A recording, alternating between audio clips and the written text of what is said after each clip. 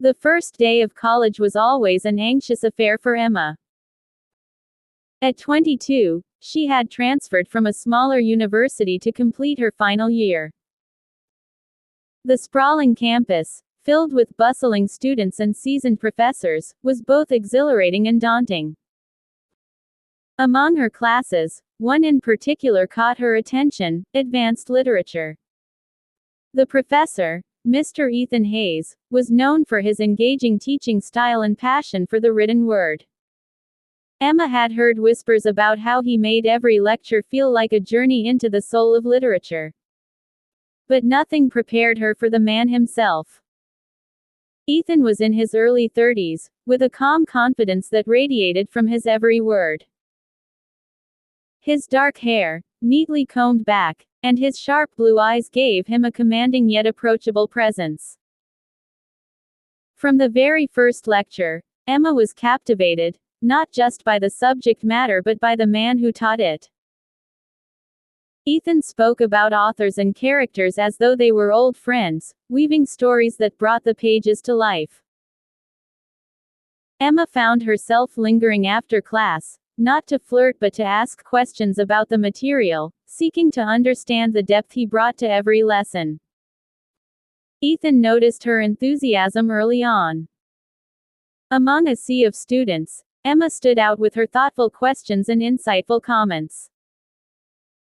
He admired her dedication and the way her eyes lit up whenever she made a connection between the text and her own experiences. Still, he was careful to maintain a professional boundary. Weeks turned into months, and the semester unfolded like the chapters of a well-written novel. Emma and Ethan's interactions became more frequent, though always centered around literature. She often stayed after class to discuss essays, theories, or simply to share her thoughts on the latest book they were studying. For Ethan, these moments were a refreshing reminder of why he loved teaching. Her passion mirrored his own. One rainy afternoon, after a particularly spirited discussion about Pride and Prejudice, Emma confessed, "I've always loved stories where the characters grow to understand each other deeply. It's so much more meaningful than instant attraction." Ethan nodded thoughtfully. True love isn't about fireworks. It's about finding someone who sees the world the way you do, or at least wants to try.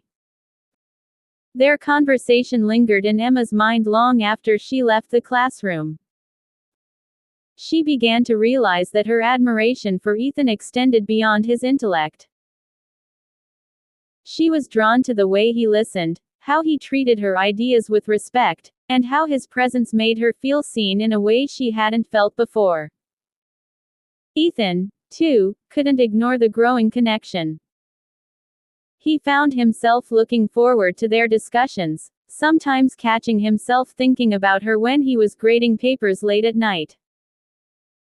But he reminded himself of his role and the importance of maintaining a professional distance.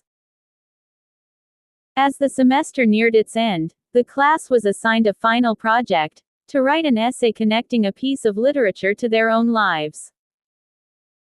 Emma poured her heart into hers, choosing Emily Dickinson's poetry to explore themes of self-discovery and courage. When she handed in her paper, she felt a strange mix of pride and vulnerability, knowing how much of herself she had revealed. Ethan read her essay late one evening, his office dimly lit by a desk lamp. Her words moved him deeply. She wrote about feeling lost in a world that demanded so much but rarely gave space to simply be. She wrote about finding solace in literature and in the conversations that helped her see things in a new light. Though she never mentioned him by name, Ethan knew she was referring to their talks. The next day, after class, Ethan asked Emma to stay behind. She hesitated but agreed, her heart racing as she approached his desk. "Your essay was extraordinary," Ethan began, his voice steady but warm. "You have a gift for finding beauty in vulnerability. I wanted to thank you for sharing so much of yourself." Emma looked down, her cheeks flushing. Thank you, but it's because of you. This class has been transformative for me. Ethan paused, choosing his words carefully. Emma, you have an incredible future ahead of you. Your passion and talent will take you far. But we have to remember the lines we can't cross. She nodded, tears welling in her eyes. I know. I respect you too much to ever jeopardize what you've built.